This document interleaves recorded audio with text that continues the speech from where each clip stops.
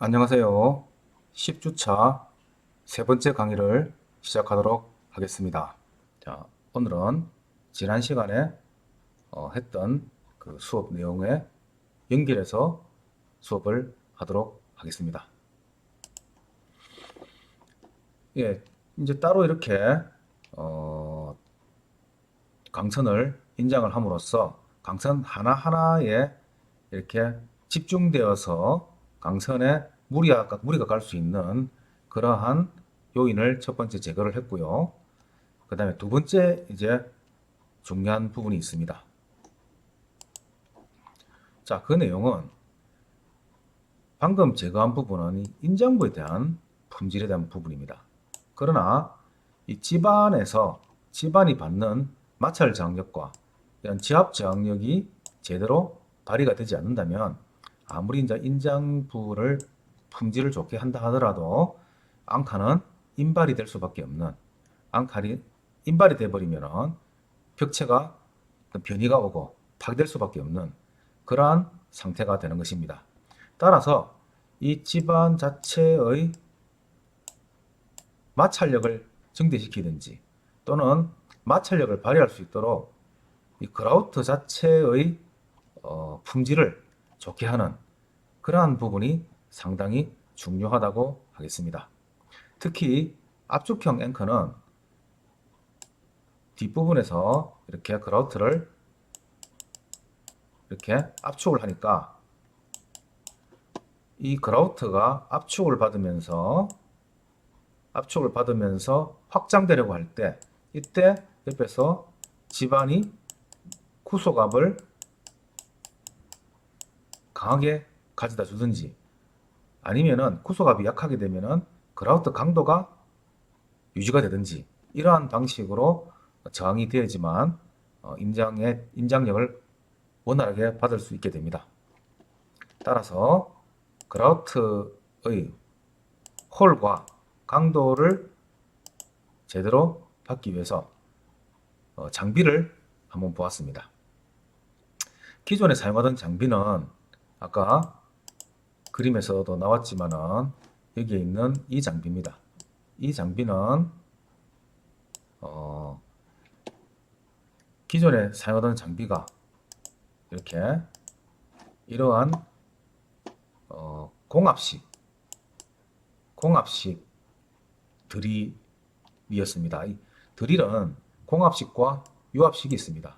이 공합식은 우리가 어떻게 하느냐면은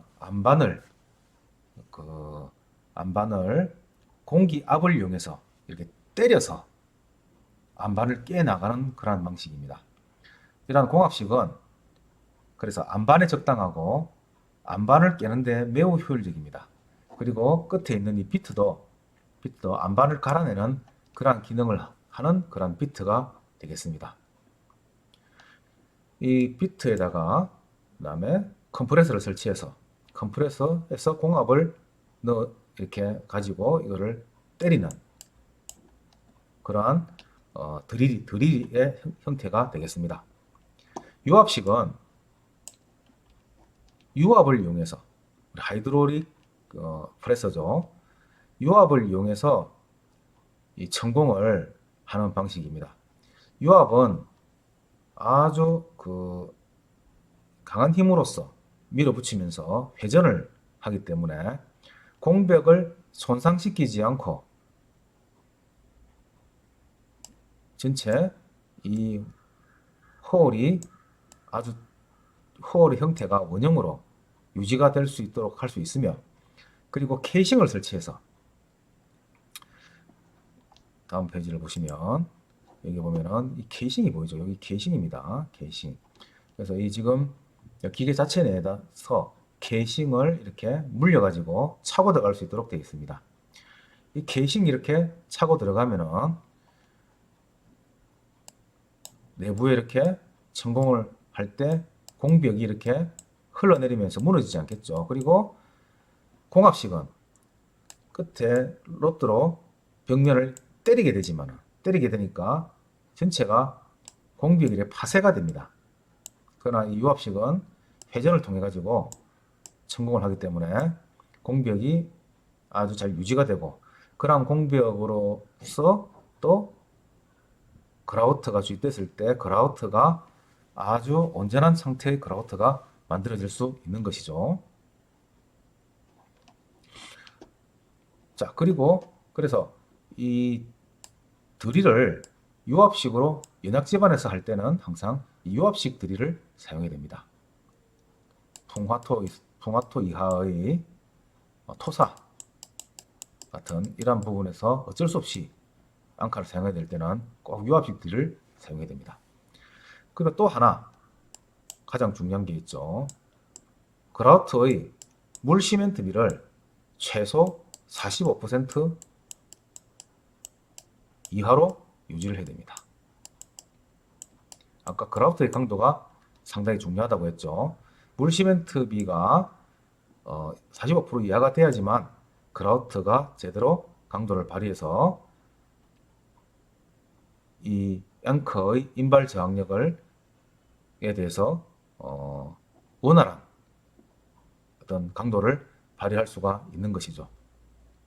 이러한 방식을 이용해서 그라우트의 강도를 증진시키고 또 그라우트 형태를 보존시키고 하는 이러한 내용으로서 동구청에 있는 앙카를 원활하게 인장력을 발휘할 수 있도록 만든 기억이 있습니다.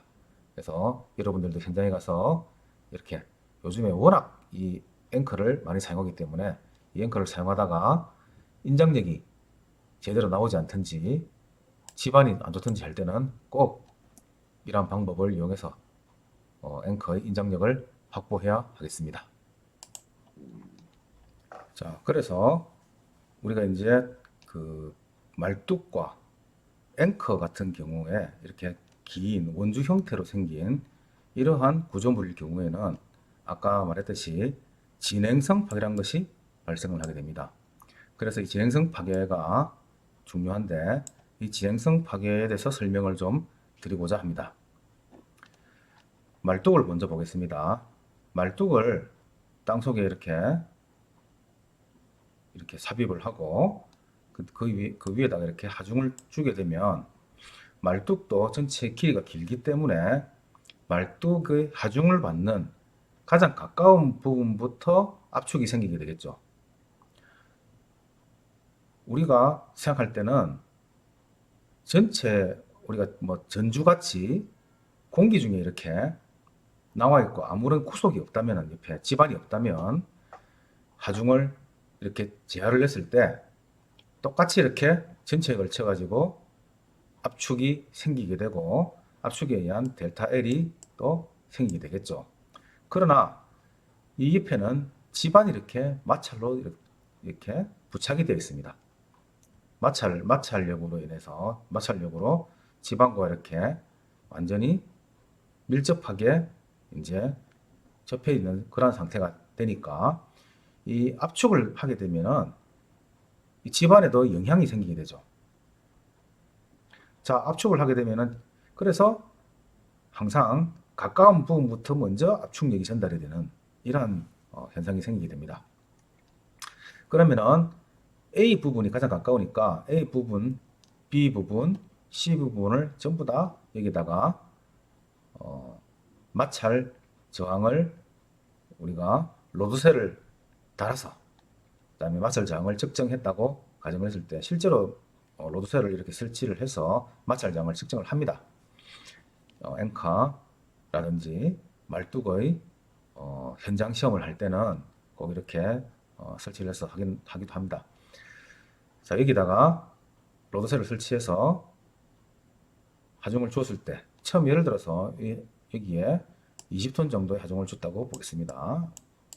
자, 그러면은 이 하중을 주면은 마찰력이 여기서 쭉 발휘가 되겠죠. 발휘가 되는데 이 10톤에 있던 초기 하중이 주어졌을 때 각각의 마찰 저항을 보면은 A는 20톤에서 다시 40톤 정도로 하중을 증가시켰다고 보면은 A 부분은 X축이 말뚝의 변형률이고 그 다음에 X축이 변동률이고 Y축이 마찰저항 또는 전단저항이라고 할 때 이렇게 변동률에 따라서 마찰저항이 증가를 하다가 피크를 그리고 40톤 정도를 하중을 20에서 40으로 쭉 올리는 도중에서 피크를 그리고 다시 이놈이 떨어져 가지고 잔류 상태 요렇게 뚝 떨어지 갖고 이렇게 수평하게 가는 상태를 잔류 상태라고 합니다. 잔류 상태. 잔류 상태로 가 있는 형태가 됩니다. 그러면 이 상태에서의 마찰 저항은 피크치를 타우 F라고 하고 이거는 failure를 써서 타우 F라고 했을 때 현재의 마찰 저항은 타우 F의 0.5배 정도의 마찰 저항을 발휘하게 되겠죠. 자, 그리고 그 다음에 요 차입톤까지 갔을 때 요때 B점에서 보면은 B점은 이렇게 파괴 시의 전단 저항인 타우 F의 피크를 갖다가 조금만 내려온 상태. 이 상태. 이때는 0.75 타우 F 정도의 힘이 발휘가 될 겁니다. 그리고 C점은 아직도 피크 정도까지밖에 발휘가 되지 않은 이러한 상태가 되겠죠. 물론 초반에는 이 부분이 피크고 이 부분이 이 정도 올라오고 이 부분은 아예 시작도 안 하고 그런 형태가 될 겁니다. 또 여기서 더 하중을 추가를 하게 되면은 여기서 추가를 하게 되면은 이놈도 잔류로 가고 0.5로 가고 이놈도 이렇게 떨어지는 이런 형태가 되겠죠.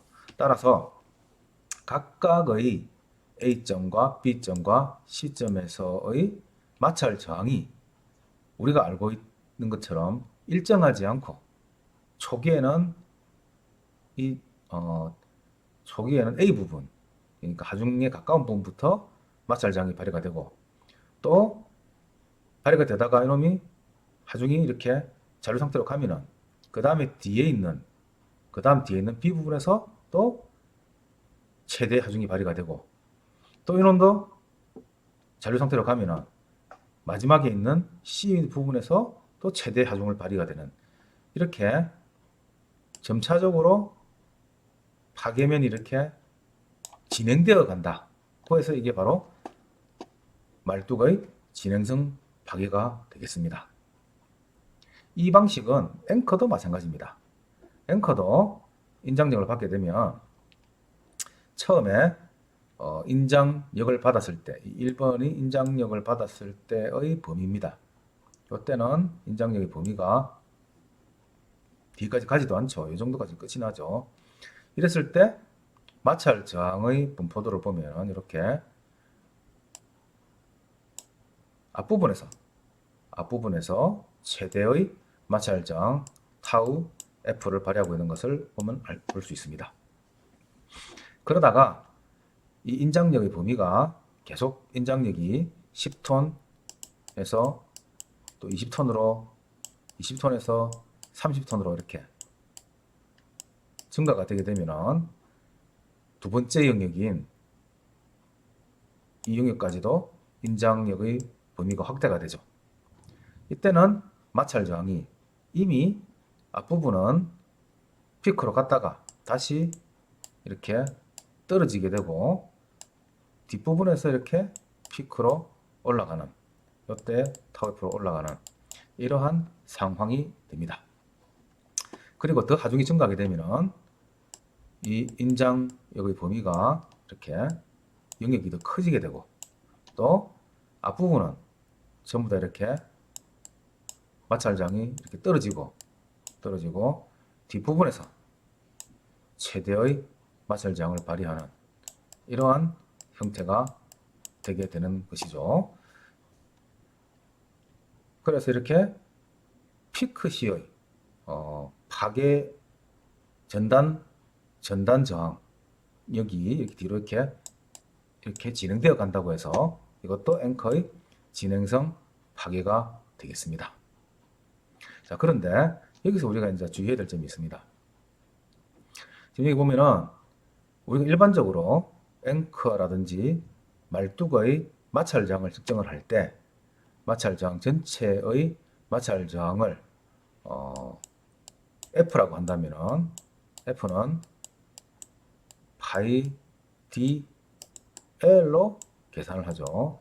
이 말은 파이는 3.141599이고 D는 앵커의 직경입니다. 또는 말뚝의 직경이 이제 D가 되겠죠. 그럼 파이 D가 되면은 요 둘레의 원주의 추장이 됩니다. 추장. 둘레의 길이가 되죠. 거기다가 길이 L을 곱해주면은 그래서 전체를 L이라고 할 때 전체 L을 곱해주면은 이거는 바로 말뚝의 전체의 표 면적이 됩니다. 그래서 파이 DL은 표 면적이고 여기에다가 타우 F를 곱해준 값을 우리가 마찰 저항력, 힘이죠. 힘, 톤, 폴스 또는 킬로그램 폴스로 표시를 하게 됩니다. 그럼 여기 파이 DL이 여기 면적이니까 면적이고 그 다음에 톤 폴스의 단위도 타우 F의 단위도 톤 폴스 퍼 제곱미터 또는 킬로그램 폴스 퍼 제곱센치 뭐 이런 식으로 또는 파스칼 또는 메가파스칼 이런 응력 단위로서 표시가 되죠. 그렇기 때문에 여기다 면적을 곱해주면 남는 거는 이렇게 힘 단위만 힘이 남게 되죠. 자, 그러면은 마찰력을 파이 DL 곱하기 타우 F 이렇게 곱해서 이제 계산을 하게 되는데 이렇게 계산을 하게 되면은 이 말뚝의 처음부터 끝까지 전체의 L 구간에 걸쳐 가지고 똑같이 타우 F가 마찰력이 발휘가 된다고 보는 것입니다. 근데 말이 안 되죠. 그죠? 실제로는 마찰 저항은 처음에는 A가 F를 받다가 D가 B가 또 F를 받고 C가 F를 받는 이런 상황이 되고 앵커도 마찬가지죠. 앵커도 초기 인장력에서는 앞부분에서 최고의 타우 F가 발휘가 되다가 그 다음에 인장력이 증가가 되면은 뒤로 이렇게 이동하게 되죠. 밑에는 떨어집니다. 그러면은 전체에 걸쳐서 똑같이 타우 F가 이렇게 발휘된다고 하는 거는 달려고 하면은 마찰 저항력의 분포가 이렇게 직사각형이 돼야 됩니다. 그러나 직사각형이 되지 않고 이렇게 곡선이 되게 되죠. 그러면은 요 면적 자체가 요 면적과 곱하기 둘레가 바로 마찰 저항력이 되는데 실제로 이렇게 직사각형으로 보는 것과 이렇게 곡선으로 보는 것과는 면적에서 차이가 많이 나게 됩니다. 따라서 이러한 이유 때문에 이 진행성의 영향 때문에 앵커에서 안전율을 결정을 할 때 또는 말뚝에서도 안전율을 결정을 할 때 가설일 경우에 2.5, 그 다음에 연구일 경우에 FS는 3.0이라는 이러한 안전율을 사용하게 되는 것입니다. 이러한 안전율을 사용하지 않게 되면은 이 표면에서 발생하는 마찰력을 과대하게 평가하는 그러한 오류를 범할 수가 있는 것이죠. 이러한 단점이 있기 때문에 이 말뚝이나 앵커에서 안전율을 3.0이라는 이러한 안전율을 사용하고 있는 것입니다. 그래서 안전율이 3.0을 쓴다고 해서 되게 안전하다, 많이 여유가 남는다 이렇게 생각하면 큰 오산이 됩니다.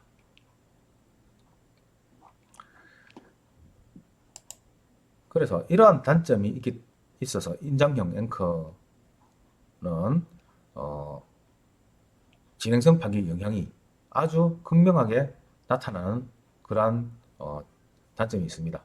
실제로 이 인장 앵커를 연구한 연구자들의 어떤 논문을 보면 이 인장형 앵커의 텐션 앵커의 인장형 앵커입니다. 인장형 앵커의 인발 거동을 보겠습니다. 처음에 40톤, 70톤, 100톤, 140톤, 175톤 이렇게 이제 인장열이 계속 증가를 시켰죠. 이렇게 쭉 증가를 시키면서 각각의 마찰 저항치를 표면에서 측정을 해봤습니다. 그러니까 처음에 40톤은 생략을 하고 70톤을 먼저 보면은 70 70톤에서 먼저 70톤을 보면은 초반에 앵커 인장될 때 이 초반에 이렇게 인장력이 높고 이렇게 높고 그 다음에 뒤에는 인장력이 많이 발휘되지 않는 것을 알 수가 있습니다. 앞에서 우리 배웠던 요거는 한 점을 찍은 것이기 때문에 이렇게 나오지만은 요 점들을 다 이어주면은 똑같이 요런 곡선이 만들어지게 될 겁니다. 여기 0이고 그 다음에 여기 마찰력이 이 정도 되면은 15톤 폴스 퍼 제곱미터가 되겠죠. 자, 그리고 이게 이제 하중이 계속 이렇게 이제 증가시키다가 175톤에까지 가니까 이 앞부분에서의 마찰장이 이렇게 툭 떨어졌죠. 이렇게 타우입니다. 타우가 이렇게 툭 떨어졌습니다. 그리고 뒤에서 이렇게 쭉 저항을 하고 있는 이런 것을 발견할 수가 있습니다. 그러니까 초반에는 이렇게 앞에서 마찰장이 발휘가 됐지만 인장력이 증가함에 따라서 이 앞부분은 파괴가 되어버린 상태죠. 아예 0으로 떨어져 버리고 뒤에서 이렇게 마찰장이 이렇게 증가돼 가지고 뒤에서 이렇게 받고 있는 것을 알 수가 있습니다. 결국은 전체에 걸쳐서 똑같이 마찰장을 받고 있는 것은 아니라는 것을 알 수가 있죠. 그러나 이제 압축형 앵커를 한번 보고 비교해 보겠습니다. 이 압축형 앵커는 키가 긴 경우와 짧은 경우를 이렇게 해봤는데 이것도 똑같이 뒤에다 이제 블레트가 있고 압축형 앵커가 이렇게 설치가 돼서 인정이 됐겠죠. 그랬을 때 초기에 70톤 정도에서 여기는 끝부분부터 먼저 이제 마찰장이 발휘되니까 70톤 정도에서 이렇게 똑같이 인장력에 대한 마찰 저항이 이렇게 높게 발휘되는 걸 알 수 있고 이게 150톤으로 이렇게 올라가니까 계속적으로 이렇게 마찰 저항이 증대되는 것을 알 수가 있습니다. 150톤으로 갔지만은 이 부분의 마찰 저항이 이렇게 갔다가 툭 떨어지지 않고 계속적으로 이렇게 증대하는 그래서 이 부분이 그라우트가 표면에서 파괴가 일어나지 않고 계속적으로 지지 저항을 유지하고 있는 것을 알 수가 있죠. 짧은 경우도 마찬가지입니다. 짧은 경우도 이렇게 70톤일 때는 이렇게 되다가 116톤으로 올라갔을 때는 떨어지진 않고 그대로 유지를 하면서 뒤에서 이렇게 저항을 하게 되죠. 이렇게 압축형 앵커도 약간의 진행성은 보일 수 있지만 그러나 인장형 앵커에 비해서는 진행성의 영향이 거의 없다 하는 것을 이 시험을 통해서 알 수가 있습니다. 그 이유를 보면은 인장형일 경우에는 이렇게 인장력이 이렇게 발휘가 되면은 강선이 이제 가운데 있을 겁니다. 이렇게 늘어나면서 직경이 줄게 되죠. 원래 직경이 이만큼이던 앙카의 직경이 이렇게 이만큼으로 줄게 되면서 이 부분의 마찰 저항이 타우 F에서 바로 0으로 툭 떨어지는 이러한 현상이 일어나게 되는 것입니다. 우리가 그래서 그러나 이 압축형 앵커는 이렇게 압축을 받기 때문에 직경이 원래 직경이 이 정도에다가 이렇게 직경이 늘어나는 이런 현상이 되니까 이 직경이 늘어나는 부분은 우리가 일단은 포화송 효과라고 합니다. 포화송비만큼 우리가 어떤 재료를 이렇게 압축을 가하면은 포화송비만큼 이렇게 늘어나는 현상, 직경이 늘어나는 현상, 여기 포화송 효과죠. 이렇게 직경이 늘어나면서 이 집안을 압축하게 됩니다. 또 따라서 이 표면에서의 저항력이 오히려 타우 F가 더 증가하는 이러한 현상이 나타나게 되는 것입니다. 이거를 그림으로 이렇게 표시를 하면은 이렇게 표시가 되게 됩니다.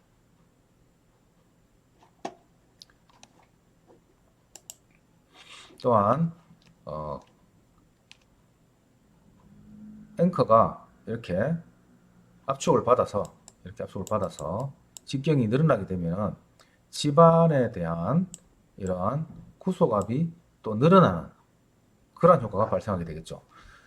일반적으로 토압은 K0 곱하기 감마 Z1만큼의 토압이 이렇게 작용하게 되는데 여기에다가 탄성계수 곱하기 포화송비 곱하기 변형률만큼의 어떤 응력이 발생하게 되면서 이 부분이 구속압이 더 늘어나게 되는 것이죠.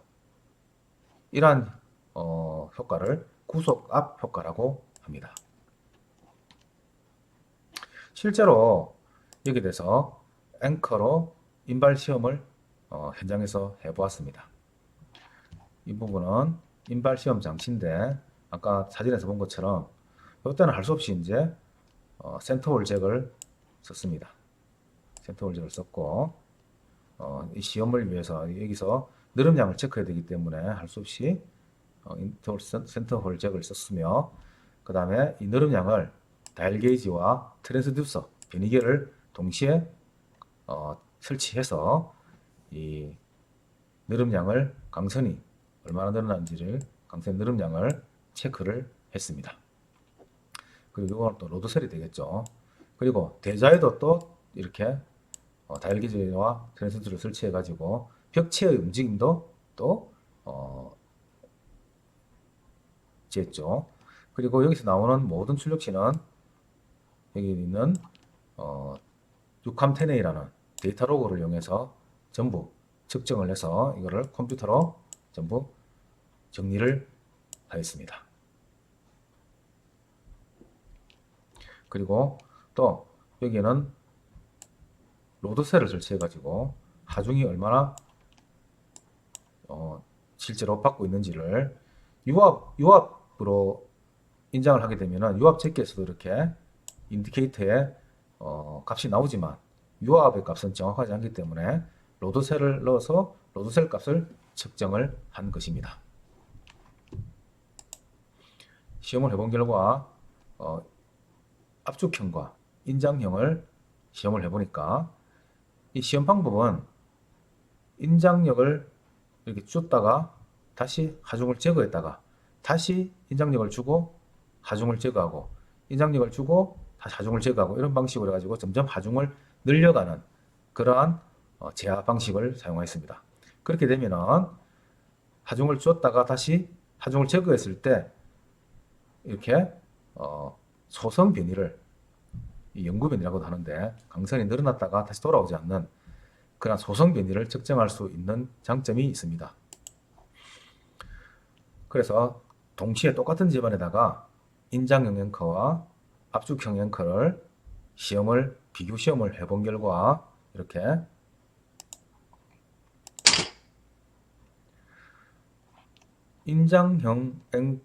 압축형 앵커의 경우에 어떤 하중에 대한 하중을 거의 60톤 가까이 줬다가 이렇게 하중을 제거했을 때 20mm가 안 되는 한 19mm 정도, 18mm 정도의 소성 변이가 발생을 했고요.